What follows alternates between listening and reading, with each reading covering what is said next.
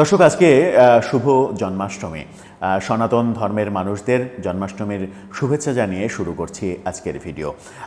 অনেকদিন পরে হঠাৎ করে ঘটা করে সেনাপ্রধান এবং তিন বাহিনীর প্রধান, নৌপ্রধান এবং বিমান প্রধান তিনজন মিলে জন্মাষ্টমীর উৎসবে যোগ দিলেন এবং জন্মাষ্টমীর উৎসবে যোগ দিয়ে তিন বাহিনীর প্রধানই গুরুত্বপূর্ণ সব কথা বললেন। সেখানে সম্প্রীতির কথা বলা হলো, ভ্রাতৃত্বের কথা বলা হলো। সেই রকম সময়ে বলা হলো যখন সারা বিশ্বব্যাপী প্রশ্ন উঠছে বাংলাদেশের সংখ্যালঘুরা আদৌ নিরাপদ কিনা। নানাভাবে নানা দিক থেকে প্রশ্ন উঠছে এবং সেই প্রশ্ন যখন উঠছে তখন সেনাপ্রধানের এই কথা, এই বাণীগুলো সেগুলোর সঙ্গে বাস্তবতার সম্পর্ক কতটা, কিংবা সেগুলো সমাজে আদতেও প্রতিষ্ঠা করা সম্ভব হবে কিনা, গত এক বছরে অন্তর্বর্তীকালীন সরকার সেই প্রচেষ্টায় সফল হয়েছে নাকি ব্যর্থ হয়েছে, সেগুলো একটু বুঝে ওঠার চেষ্টা করব এবং বুঝে ওঠার চেষ্টা করব সেনাপ্রধান হঠাৎ করে জন্মাষ্টমীর উৎসবে কেন যোগ দিলেন। যদিও সেটা বুঝে ওঠা কঠিন, তারপরেও চেষ্টা করব আলোচনার মাধ্যমে গণমাধ্যম কি বলছে সেই বিশ্লেষণ করে। থাকবেন পলিটিক্স টিভির নিয়মিত আয়োজনে।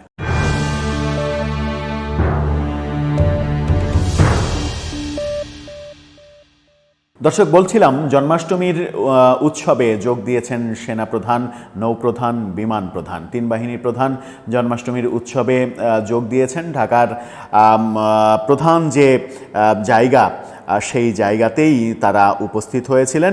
ঢাকেশ্বরী মন্দিরে জন্মাষ্টমীর উৎসবে কথাও বলেছেন তিন বাহিনীর প্রধান। সেখানেই যেটা বলা হয়েছে, সংবাদের শিরোনাম তাদেরকে নিয়ে যেটা হয়েছে, বাংলাদেশে সবার অধিকার সমান, সেনাপ্রধান বলছেন। সেখানে বলা হচ্ছে সেনাপ্রধান জেনারেল ওয়াকারুজ্জামান বলেছেন বাংলাদেশে সবার অধিকার সমান, এই দেশে ধর্ম ও বর্ণের কোনো ভেদাভেদ থাকবে না। ভবিষ্যৎকালের কথা বলেছেন, ফিউচার টেন্স, কিন্তু প্রেজেন্ট টেন্সের কী অবস্থা? আদতেও কি সেরকম সমাজ আমরা গড়তে পেরেছি? যখন আমরা দেখছি যে ধর্ম অবমাননার দোহাই দিয়ে একজন কিশোরকে পুলিশে দেওয়ার পরেও একটা পুরো হিন্দু পাড়া ভেঙে জ্বালিয়ে পুড়িয়ে তাদেরকে ঘরছাড়া করার ঘটনা ঘটছে এবং সেগুলো এক ধরনের পুলিশের আশকারাতেই ঘটছে। যখন এগুলো ভাইরাল হয়ে যখন প্রতিবাদের ঝড় উঠছে, তখন সেখানে আমরা দেখছি যৌথ বাহিনীর অভিযান। এরই মধ্যে অভিযানের আগেই সেখানে বাড়ি ছাড়া হয়েছে বহু হিন্দু পরিবার, সেই খবরও আমরা দেখেছি। এরকম অনেক কিছুই হয়েছে। সরকারি বুলডোজার এসে খিলক্ষেতে মন্দির ভেঙে দিয়েছে, মন্দির গুড়িয়ে দিয়েছে, প্রতিমা সহ বুলডোজার দিয়ে গুড়িয়ে দেওয়া হয়েছে। পরবর্তীতে সরকার থেকে বলার চেষ্টা করা হয়েছে যে প্রতিমাকে যথাযথ মর্যাদায় নদীতে নাকি বিসর্জন দেওয়া হয়েছে। যা কিছু হচ্ছে, হাস্যকর কর্মকাণ্ড হচ্ছে। আবার বাংলাদেশের প্রধান উপদেষ্টা বিদেশি সংবাদ মাধ্যমে যখন সাক্ষাৎকার দেন, সংখ্যালঘু নির্যাতন নিয়ে যখন তাকে প্রশ্ন করা হয়, তখন তিনি বলেন যে বাংলাদেশে যে সংখ্যালঘু নির্যাতন হচ্ছে সেটা ধর্মের কারণে নয়, রাজনীতির কারণে। অর্থাৎ নির্যাতনের ঘটনা তিনি স্বীকার করে নিচ্ছেন, অথচ কি আশ্চর্যজনক ব্যাপার, একজন দেশের প্রধান তিনি বলছেন যে এই ব্যাপারগুলো রাজনৈতিক ব্যাপার। অর্থাৎ তিনি বলতে চাইছেন যে হিন্দু ধর্মাবলম্বী মানুষরা আক্রান্ত হচ্ছে তারা সব আওয়ামী লীগ করতো, আওয়ামী লীগের দোসর হিসেবে আওয়ামী লীগ হিসেবে শাস্তি পাচ্ছে, তারা হিন্দু হিসেবে শাস্তি পাচ্ছে না। কি হাস্যকর মন্তব্য বিদেশি গণমাধ্যমকে করতে শুনেছি আমরা আমাদের প্রিয় প্রধান উপদেষ্টাকে। সেরকম পরিস্থিতিতেই যখন সেনাপ্রধান কিংবা নৌ বিমান প্রধানরা সাম্যের গান, সম্প্রীতির কথা বলেন, বন্ধনের কথা বলেন, তখন সেটা সমাজে আদৌ উপস্থিত কিনা সেই প্রশ্নটা জাগে। বাংলাদেশ একটি সাম্প্রদায়িক সম্প্রীতির দেশ উল্লেখ করে সেনাপ্রধান বলেছেন এই দেশে শত শত বছর ধরে হিন্দু, মুসলমান, বৌদ্ধ, খ্রিস্টান, পাহাড়ি, বাঙালি, উপজাতি সবাই মিলে আমরা অত্যন্ত শান্তিতে সম্প্রীতির সাথে বসবাস করছি। আজকের এই দিনে আমাদের অঙ্গীকার হবে সম্প্রীতির এই সৌহার্দ্যপূর্ণ পরিবেশ আমরা সবসময় বজায় রাখব এবং একসঙ্গে সবাই শান্তিতে সুন্দরভাবে বসবাস করব। এখানে কোনো ধর্ম, জাতি, বর্ণ, গোত্রের মধ্যে কোনো ভেদাভেদ থাকবে না। এই দেশ সবার। অথচ এই দেশ সবার যখন সেনাপ্রধান বলছেন, তখন আমরা দেখছি সরকার সংবিধান থেকে ধর্মনিরপেক্ষতা এই ক্লজটি তুলে দিতে একেবারে সিদ্ধান্ত নিয়ে ফেলেছে। সংবিধানে আর ধর্মনিরপেক্ষতা থাকবে না। তার মানে হচ্ছে যে এটাই প্রতিষ্ঠিত করা হবে যে এটা 90-92% মুসলিম যেহেতু বাস করে, সেহেতু এটা মুসলিম কান্ট্রি।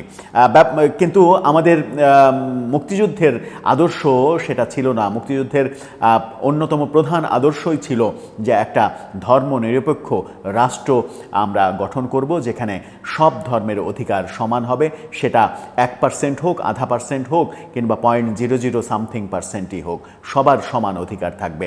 সেটাই সংবিধান থেকে মুছে ফেলার আয়োজন সম্পন্ন হয়েছে, যখন কিনা সেনাপ্রধান বলছেন আমাদের সবার অধিকার সমান।